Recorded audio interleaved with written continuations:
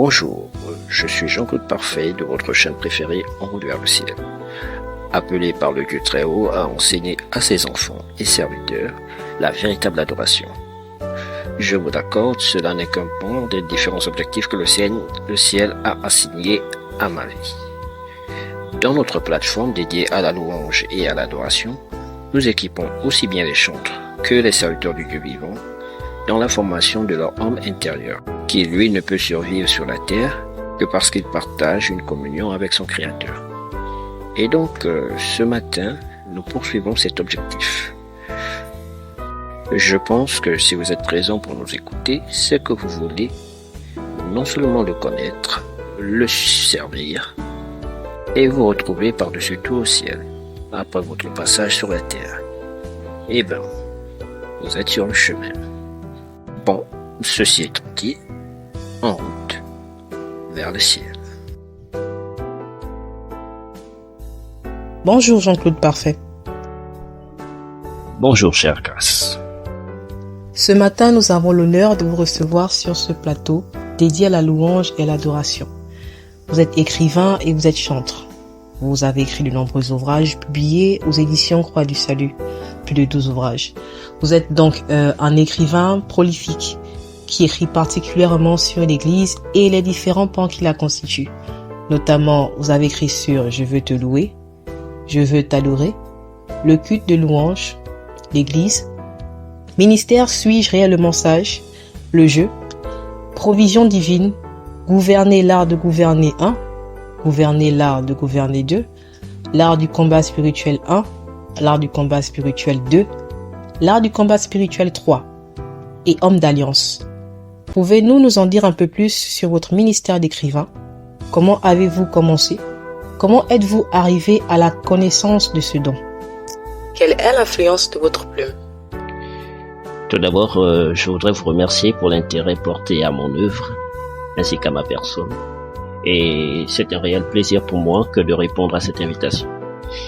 Je dois vous avouer que cela n'a pas été facile pour répondre à la question qui m'a été posée, car je voulais être au départ ce que je ne suis pas. Un peu comme chacun de nous au tout début de notre marche dans la foi, nous souhaitons être le reflet de notre frère ou de notre sœur qui excelle dans son ministère. Et je crois que j'étais aussi un de ceux. Et que vouliez-vous être? Il y avait un frère évangéliste qui m'a beaucoup inspiré dans mes débuts dans la foi. Et je voulais le ressembler tout en marchant avec la puissance des vies et réaliser les œuvres de l'apôtre Paul. Et donc, je marchais avec des évangélistes et nous faisions beaucoup d'évangélisation. Mais je n'étais pas à l'aise au-dedans de moi. Et à chaque fois que j'avais à intervenir au milieu de mes frères, ils me disaient tous « J'aime bien quand tu enseignes, on comprend mieux. » Je dois admettre que pour moi, j'étais bien plus à l'aise dans l'enseignement que dans l'évangélisation. Néanmoins, j'en faisais toujours. Mais je trouvais, au-delà de tout, au-delà de l'évangélisation, cette insatisfaction intérieure. On aurait dit que je courais une course qui n'était pas mienne, avec des dons que je ne semblais pas posséder. Ce que vous dites ne peut-il pas prêter à confusion quand on sait que le Seigneur Jésus-Christ nous a intimés de faire de toutes les nations des disciples? Je ne pense pas. Je crois que nous avons le devoir de témoigner de notre foi en notre Seigneur et Sauveur Jésus-Christ, mais pas nécessairement avec le costume d'évangéliste, mais celui qui nous a été accordé par la grâce. Dans le livre d'Éphésiens 2, au verset 10, il est dit ceci, « Car nous sommes son ouvrage, ayant été créés en Jésus-Christ pour de bonnes œuvres que Dieu a préparées d'avance pour que nous les pratiquions. » Ce qui signifie que nous pouvons être de très grands conseillers d'autorité pour ceux d'entre nous qui avons reçu l'esprit du conseil de notre Dieu. Par les conseils que nous prodiguerons à nos supérieurs ou entourage, ainsi que le témoignage silencieux de notre vie, un chemin sera frayé à l'évangile dans les cœurs des personnes. L'évangéliste, lui, le fera par l'évangélisation. Ce n'est qu'un exemple parmi tant d'autres. Cela mériterait vraiment un enseignement sur le sujet des appels, ministères, vocations et missions. Qu'en dites-vous? Effectivement, ce serait avec un grand plaisir d'avoir à le partager sur vos antennes. et ce serait un honneur pour nous de le recevoir. Comme nous avons fait une digression sur notre question du départ, nous voulons y revenir. Comment avez-vous découvert ce don d'écrivain? Bien évidemment, j'ai continué néanmoins à osciller des années entre l'évangélisation et l'enseignement. Jusqu'à ce qu'un soir, le Seigneur me dit son esprit, quand j'étais petit, je raisonnais comme un enfant. Étant devenu grand, je raisonne en adulte. Tu es enseignant. Mon ministère d'enseignant s'est stabilisé par cette révélation. Je pouvais sentir comment l'onction d'évangéliste qui marchait avec moi du fait d'avoir des évangélistes pour amis diminuait, car je n'en étais pas le porteur de la cruche. Puis, des années après, le Seigneur va me dire, il faut que tu enseignes mon peuple. J'enseignais déjà la jeunesse de l'Église, et là je vais répondre au Seigneur, mais ton serviteur ne me permet pas de le faire. Au Seigneur répondre en disant à nouveau, il faut que tu enseignes mon peuple. Et le déclic viendra de là. Plus tard, je vais effectuer un déplacement en province chez ma mère pour des vacances. Et je regrettais d'avoir choisi cette destination. Non pas de son fait, mais je ne trouvais que faire pour m'occuper dans cette ville. Et l'inspiration m'est montée, et si j'écris un livre? Et c'est ainsi que j'écrivis mon tout premier livre, Je veux te louer, au l'air de vrais adorateurs aux éditions Croix du Salut. C'est vraiment très intéressant et très inspirant. Quand nous écoutons cela et voyons la richesse de vos livres, nous croyons vraiment que nous y arriverons également avec le Seigneur. C'est tout le bien que je puis vous souhaiter. Nous bénissons le Seigneur pour un si grand homme que vous êtes, pour son Église. Nous espérons que vous nous feriez toujours l'honneur de participer à nos émissions. Ce serait avec un très grand plaisir. Puisque nous avons l'honneur de vous recevoir sur notre plateau, nous aimerions vous écouter sur la louange et l'adoration, principalement sur les cantiques de louange et d'adoration. Nous vous avons écouté dans votre série d'enseignements sur le vrai adorateur et nous nous sommes dit, peut-il nous en dire avec tant de lumière sur ce que c'est des cantiques de louange et d'adoration? Effectivement, il me semble important d'en parler. Et cela est d'autant nécessaire afin de remplir un office qui soit spirituel et conforme à la vérité, aux attentes de notre Dieu. Et je pense que ce partage sera très intéressant et instructif à tous. La lumière est l'expression même de Dieu, la révélation de sa grandeur et de sa toute-puissance. Être dans la lumière par la connaissance de la vérité nous permettra de savoir ce que nous faisons, si nous sommes agréés de Dieu. Et donc, nous essaierons d'être très pratiques dans notre enseignement du jour, en véhiculant des rayons de lumière sur ce sujet pour que nous puissions pratiquer cela dans l'objectif d'aller de même.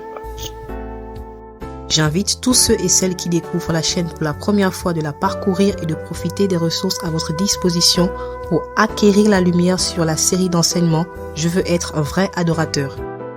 Alors Jean-Claude Parfait, qu'est-ce que c'est qu'un cantique de louange et d'adoration?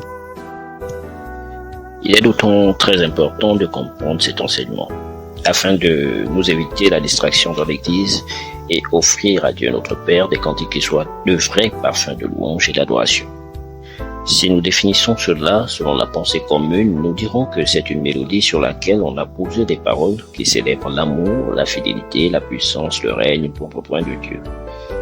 Mais si nous comprenons la louange et l'adoration sous cet angle, nous ne pourrions offrir à Dieu notre Père des cantiques qui soient spirituels.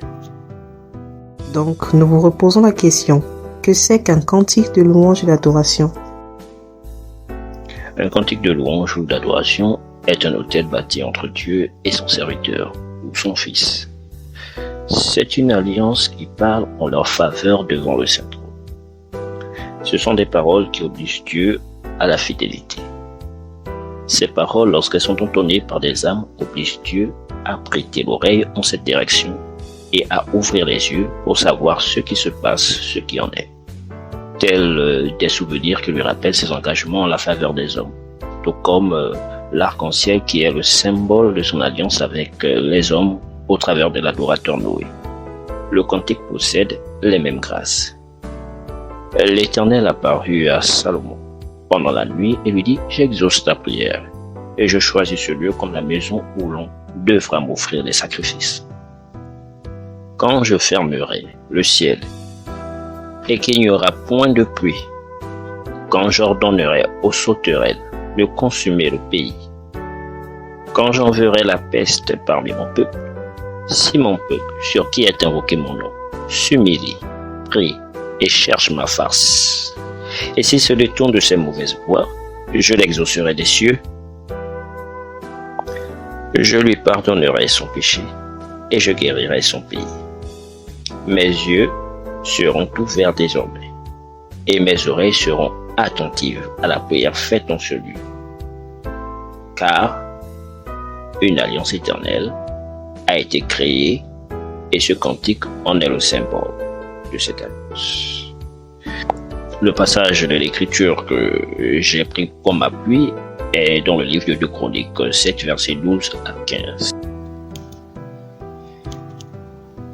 Et donc, qu'est-ce que c'est qu'un cantique de louange ou d'adoration?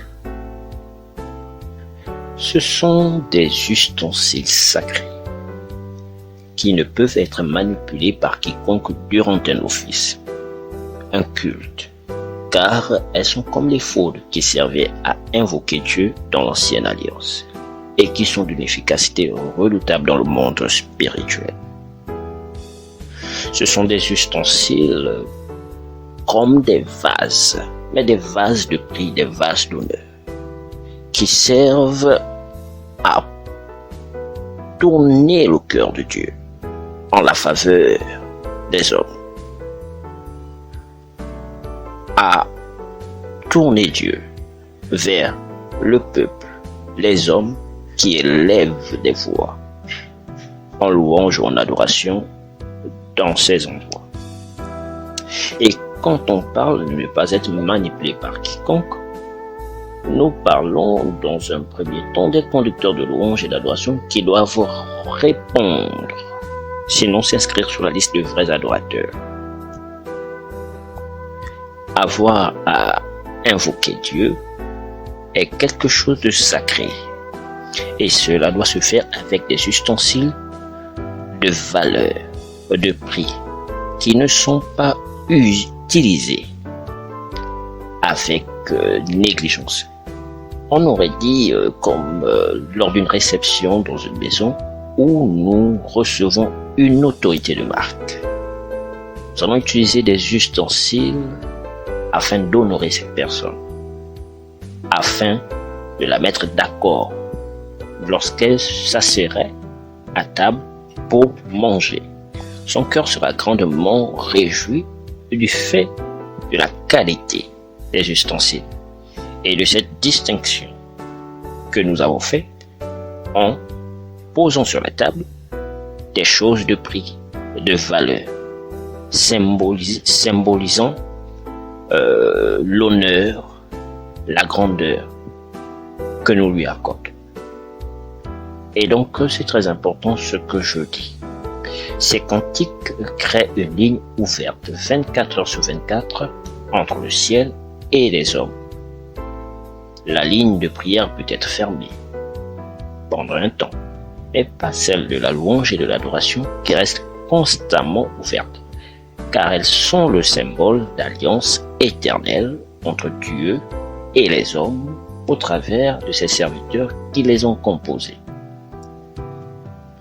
Et David fut dans une grande angoisse, car le peuple parlait de le lapider, parce que tous avaient de l'amertume dans l'âme, chacun à cause de ses fils et de ses filles. Mais David reprit courage en s'appuyant sur l'Éternel son Dieu, et dit au sacrificateur Abiatar, fils d'Achimélec, apporte-moi donc l'éphod. Abiatar apporta l'éphod à David, et David consulta l'Éternel en disant, poursuivrai-je cette troupe? L'atteindrai-je? L'Éternel lui répondit, poursuis, car tu atteindras et tu délivreras. Tout ceci dans le livre de 1 Samuel 30, versets 6 à 8. Les cantiques nous permettent d'invoquer le nom de notre Dieu. Et il est écrit dans Romains 10, verset 13, quiconque invoquera le nom du Seigneur sera sauvé. Or, invoquer suppose s'appuyer sur une alliance particulière de Dieu avec un homme, sur une révélation particulière de sa personne, qui viendrait solutionner le problème. Invoqué par un cantique Jéhovah, le puissant guerrier, n'est pas la même chose en termes d'assistance du ciel que d'invoquer par un cantique le Saint-Esprit sous la forme du consolateur.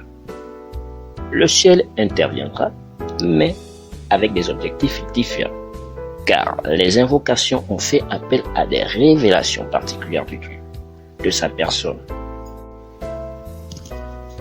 Ce qui suppose que c'est cette manifestation de Dieu, entonnée par le peuple, que sollicite l'Assemblée, et donc que le ciel honorera. Ces engagements en la faveur des hommes, en respectant leur désir de voir Dieu agir sous la forme de l'invocation qui a été faite. Qu'est-ce que c'est qu'un cantique de louange ou d'adoration? C'est, voyez-vous, le soupir d'un fils ou d'un serviteur du royaume des cieux à voir son royaume étendre son influence sur la terre, partant sur la vie des hommes. Oh, que cette arme est redoutable, plus que des bombes atomiques. Elle n'a pas d'égal en matière de puissance. Elle fait vibrer la création sur un même monde en rappelant et en imposant la seigneurie d'Élénium sur toute l'existence. Et elle demande à être utilisée dans la connaissance de la vérité et non pas comme un passe-temps dans le but de n'attendre que la prédication. Acte 16, versets 25 à 26, nous dit ceci.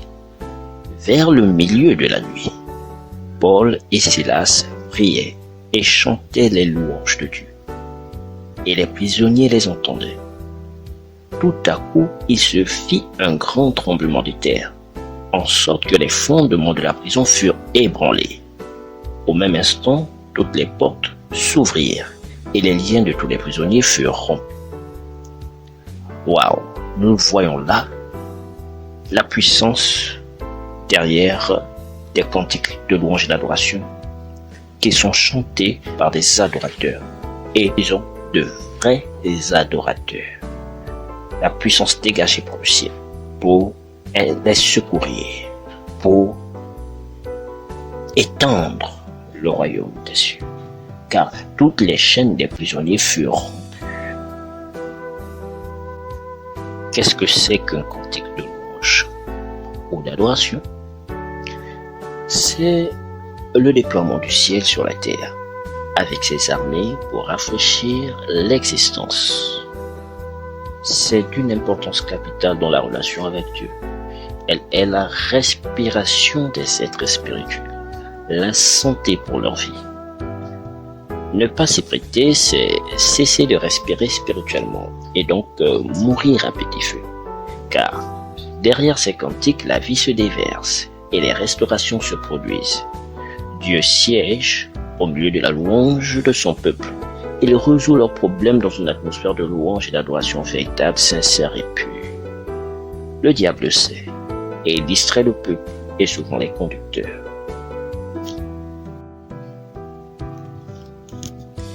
Qu'est-ce que c'est qu'un cantique de louange ou d'adoration? C'est la parole transmise par voie orale qui engage Dieu. Et quand on parle de la parole, elle a la même valeur que la parole écrite dans nos Bibles. Car c'est Dieu qui s'est engagé dans ce cantique à réaliser ce qui est écrit, qui est propagé, qui est transmis par voie orale.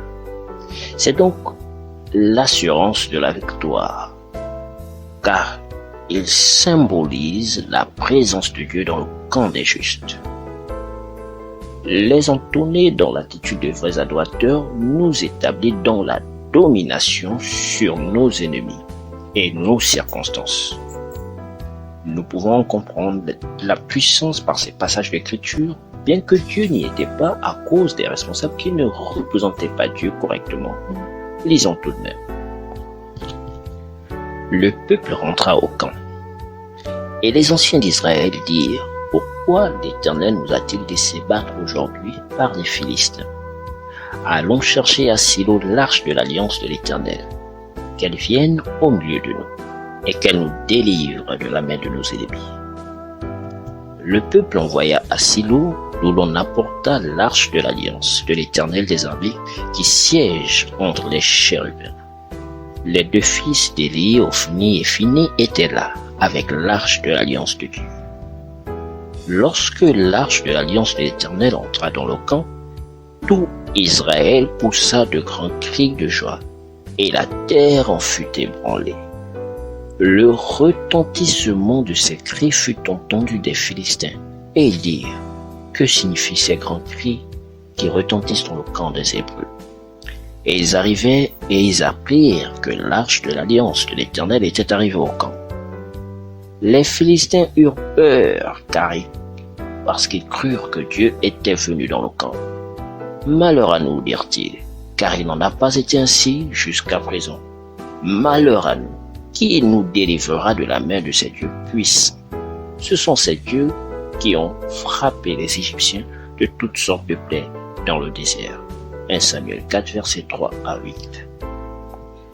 La présence de l'arche de l'alliance symbolise la victoire dans le camp des justes. Symbolise le rétablissement des situations désastreuses en des situations de joie. Et nous l'avons dit, l'arche de l'alliance est symbolisée par les cantiques de louange qui sont des alliances entre Dieu et ses serviteurs et qui ont été scellées par ces cantiques, de sorte qu'elles soient transmises de génération en génération. Et comme l'a dit le Seigneur, je bénirai la postérité jusqu'à la 1000e génération. Ainsi en a-t-il de ces cantiques qui permettent de transférer cette bénédiction d'un homme à un autre, à tous ceux qui croient, ou à tous ceux qui croient, qui s'appuient sur cette alliance.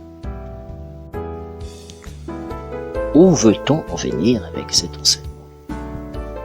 Eh bien, nous tentons de partager avec vous la pensée sur laquelle nos chants entonnés dans nos églises ne sont pas nécessairement des cantiques spirituels conformes à la vérité, car ils ne sont pas le produit d'une alliance, d'un accord de Dieu et du compositeur à s'engager dans la vie des âmes ou des fidèles à l'entame de ces cantiques, mais une volonté de certains de composer par la juxtaposition des mots qui ne témoignent pas de la position de Dieu à leur égard. Et donc, ce type de chant porte en eux la sémence de l'esprit qui les a inspirés, la distraction et un manque criard de puissance, de conviction, de péché, de justice et de jugement, mais également de la faveur de Dieu derrière ces chants. Car il n'est pas nécessaire uniquement de chanter un chant parlant de Dieu pour voir Dieu agir dans la vie de ses fidèles au travers de ce chant. Car, bien avant tout, un chant est une alliance avec l'esprit qui l'a inspiré. Autrement dit, cet esprit s'engage à partager sa nature avec ceux qui communient avec lui par ce chant. Et les cantiques d'action de grâce sont-ils également des alliances? Bien évidemment. Si l'on prend le Give Thanks de Don Moen, merci d'un cœur reconnaissant. Nous voyons bien derrière ce cantique qu'il y a une alliance entre Dieu et Don Moen. Après, je ne sais pas si c'est Don Moen qui en est le compositeur, mais nous pouvons néanmoins relever ce fait. Il y a bien une alliance qui nous ouvre à la grâce ou à la faveur de Dieu en chantant ce cantique. Nous avons une question d'un auditeur, je m'en vais vous la lire. Dans certaines de nos assemblées, on a souvent cette impression que les temps de louange ressemblent à des moments de distraction. Qu'en dites-vous? Nous l'avons soulevé, mais cela ne nous interdit pas d'apporter d'autres lumières à la question. La composition d'un cantique de louange et d'adoration est et sera toujours relative au niveau spirituel de son auteur. Autrement dit, un enfant en esprit composera des chants qui laisseront un goût d'immaturité spirituelle à ses auditeurs, et donc n'aura aucun effet positif sur la vie de celui qui y est exposé à chacun des services.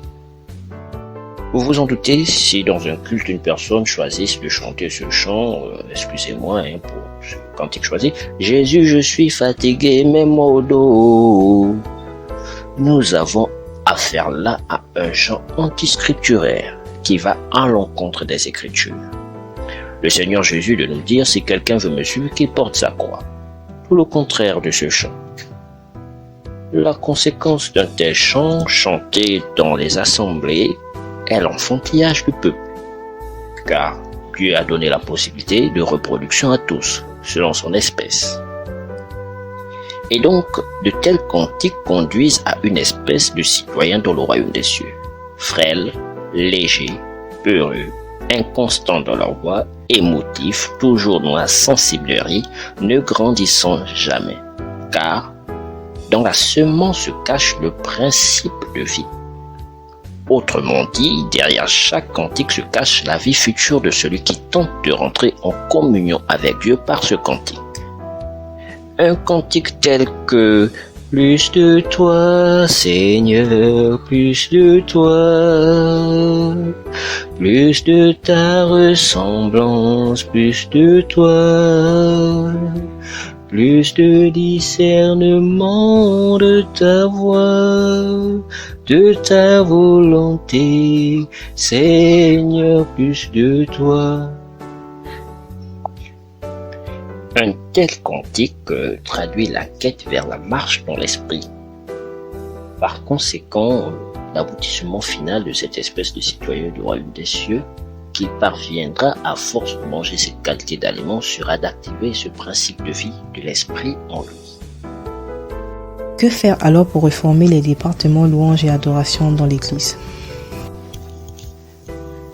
Très bonne question. Voyez-vous, il faut former les chantres, les équiper par la connaissance de la vérité et les encourager à la recherche de cette vérité par le bouquinage, l'écoute d'autres ministres chantres et surtout par la pratique de toutes ces découvertes, en les faisant comprendre que la louange et l'adoration ne se distinguent pas du fait du rythme ou du style et que cela va bien au-delà de cet habillage qui lui traduit le genre musical ou la touche du compositeur. Et j'ajouterai comme autre point la lecture du mouvement du Saint-Esprit dans l'Église, qui est important aussi à comprendre. Qu'est-ce qu'on entend par le mouvement du Saint-Esprit dans l'Église? Alors là, pour comprendre ce que je veux exprimer par le mouvement du Saint-Esprit dans l'Église, je dirais que Benny Hinn a su le traduire. Donc, je vais surfer dessus pour notre plus grand bien. Every new move comes with the fresh sound. Interprétation. Chaque mouvement de l'esprit vient avec une fraîche onction. Chaque cantique inspiré répond à une mission particulière du ciel sur la terre, à un agenda particulier. En d'autres termes, certains cantiques peuvent paraître désuets lorsque nous ne comprenons pas cela. Car à chaque période ou certaines générations, l'onction que va déverser le Saint-Esprit nécessitera de cantiques nouveaux en adéquation avec cette onction. Sinon, le Seigneur nous l'a enseigné, personne ne met du vin nouveau dans de vieilles outres. Autrement, le vin nouveau fait rompre les outres, il se répand et les outres sont perdues. En d'autres termes, toute action nouvelle du Saint-Esprit nécessitera un renouvellement d'intelligence et une capacité nouvelle à créer et à innover pour que l'action du Saint-Esprit ne soit pas détruite par le formalisme religieux, l'habitude et les techniques du passé qui ont marché par le passé et qui sont actuellement dépassées dans le présent. Je parle des techniques, pas de là-bas. Pourquoi ne pas vous inscrire alors dans cette optique de formation? Nous y débutons et nous espérons que le Seigneur nous ouvrira des portes et que nous puissions influencer positivement la foi des millions de personnes. Pourquoi pas 2 milliards de personnes par sa grâce. Votre influence sur la louange et dans l'adoration? Mes influences dans la louange et l'adoration, je dirais Terry McAlmont, que je considère comme mon père dans la foi. J'ai également été sous l'influence d'Exo, Hillsong, Michael Smith, Dans le Monde, Mo Chapman, Jeunesse en Mission. J'ai aussi écouté du Benny Hill, un peu du tout, hein. On va dire ça comme ça. Et vous n'écoutez pas local?